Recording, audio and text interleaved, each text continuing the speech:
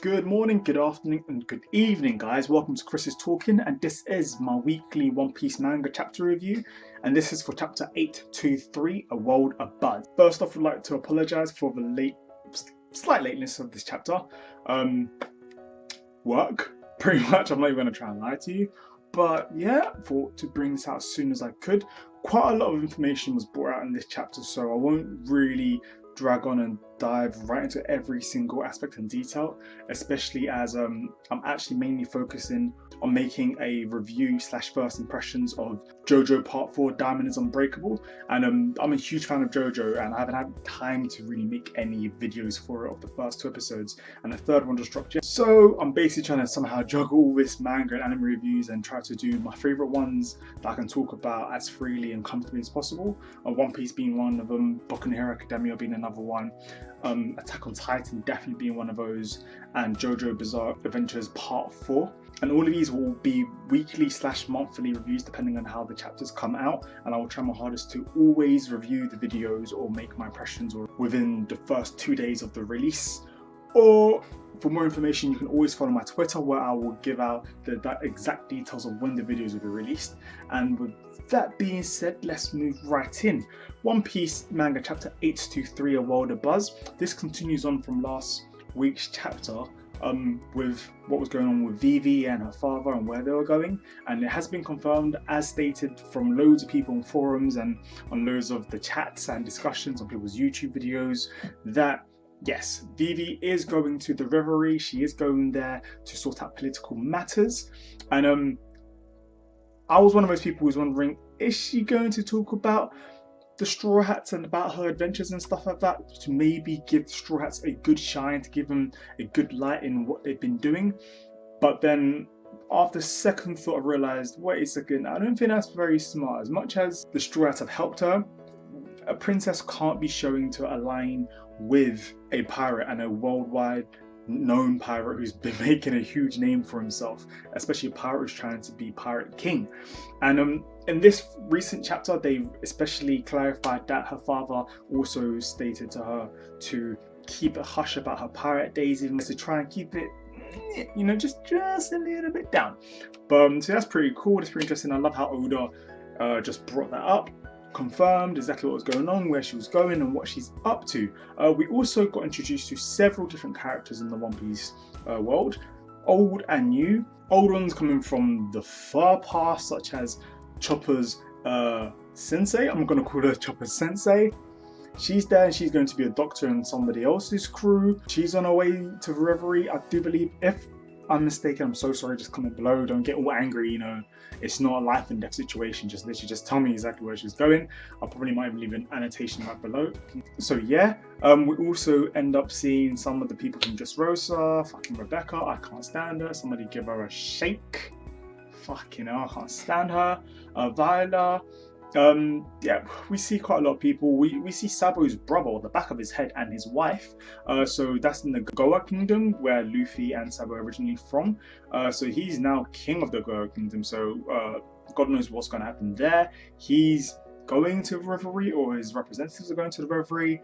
So shit's going to be getting serious, especially as information about the Revolutionary Army's been out, and then at the end, on the magazine or the newspaper, you see a picture that looks like Sabo when they're talking about how Baltigo is already in ruins. There's a reason why people are in certain places. There's a reason why Oda's done this. So I'm really excited to see how this is going to go, where this is going, and what exactly is going on in Reverie. More talk about the Reverie. Princess Shirayoshi from the Fishman Island. She's going there. Well, potentially going there. Her brothers are trying to persuade her to go there, because to show face, this will show how much they've grown and probably how much power and strength that they have, not just physically but mentally, especially during that whole arc we had about when she almost got kidnapped, and the whole racism thing with the fishmen and the humans. And yeah, so I'm interested to see whether she's going to go.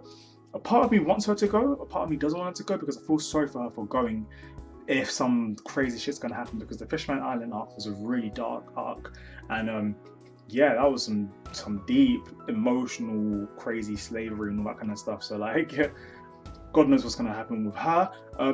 But at the same time, I think that she should go, because if something does happen, some allies of Luffy may be there, and I don't think that things will happen directly in front of people's faces. But let's just hope that nobody finds out that she's technically Poseidon, because then shit will get really real. Moving on from the reverie.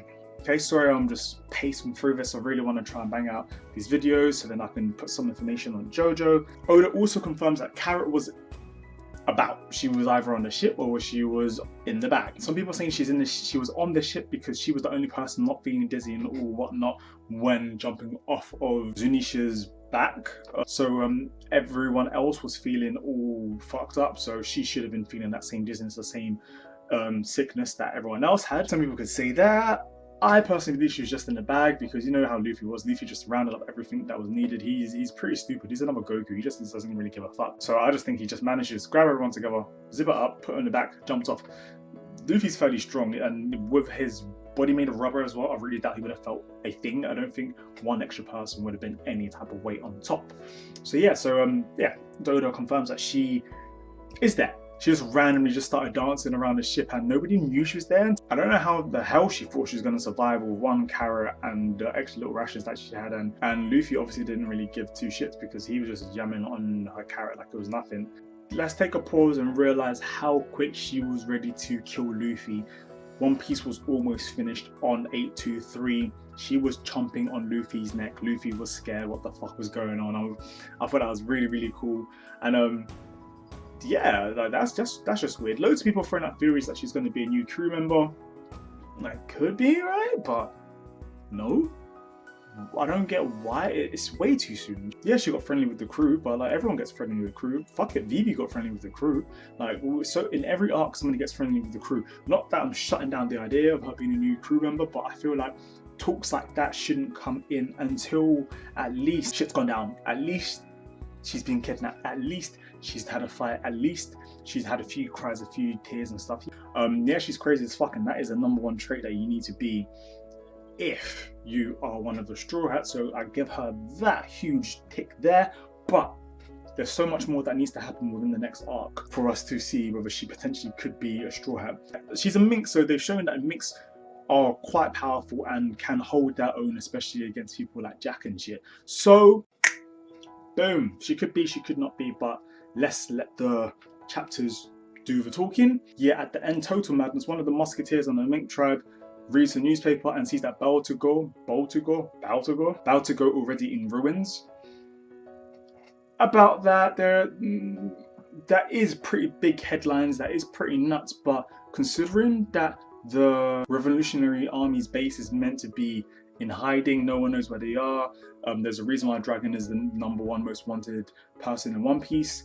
How the fuck do they know that where Baltigo is? Like, who's leaking this information unless Blackbeard himself ran up in there, fucked shit up, and then basically snitched on himself to bring out fear, to spread terror to everyone? Because if he can do this to the #1 most wanted person in the One Piece world, who says he can't do this? The people in Marijua, any royalty, any of the Navy, admirals or above or higher tier, or just straight up political figures. If that is Blackbeard's goal, he is doing it right. People are getting scared left, right and centre. I can't wait to see what next chapter is going to unfold. But I don't think Dragon is dead. Why I don't think Dragon is dead? Well, in the Dressrosa arc, Sabo calmly crushed the face of Jesus Burgess. Even in the Colosseum, Sabo calmly fucked his shit up. And yes, Sabo is the #1, but that means Sabo could probably do this to a few of the others of Blackbeard's crew members. I don't think all of Blackbeard's crew members are bloody super strong, and Jesus Burgess was meant to be known as the one that was super strong. And this was before Sabo even had his devil fruit. So Sabo with the devil fruit, I'm presuming some time would have gone by, had a bit of training of some sort, would have at least done some damage. I think that the Revolutionary Army did their shit, disappeared, went in hiding, boom, no one knows where they are, and they're probably going to come back up in the next few chapters, and Dragon's going to try and figure out a way to take them out. I do believe Blackbeard is strong enough to cause some serious damage, especially as he has 2 devil fruits, and Jesus Burgess did confirm that they are going around hunting devil fruit users and the devil fruits. So who knows, but I think it's way too soon to be guessing or presuming that the Revolutionary Army are dead. You know how the media are in One Piece, or just how the media are in general. They just stir the shit pot, release the news that they want, and just let people believe what they want to believe. So let's see where that goes. This chapter was fairly good. A lot of character progression, a lot of world building, plot progression went straight forward. I want more about the Sanji. I want to see hopefully more in the plot about Sanji being saved. Hopefully that's pretty soon. But yeah, so chapter 823, I give it a good rating. It was like an 8.5. Oda has been doing some great chapters recently. A lot of information, a lot of world building, a lot more characters have been introduced, especially in this chapter. He's been bringing up Blackbeard a lot more frequently than I expected, but that's all good. We're all happy. Let's see what happens. Thank you guys for watching this One Piece review. If you did like it, you know you can like, share, subscribe, all of that shit. Follow me on Instagram, Twitter, and my Facebook pages and all that stuff. Twitter will always have information about when I'm posting my new videos.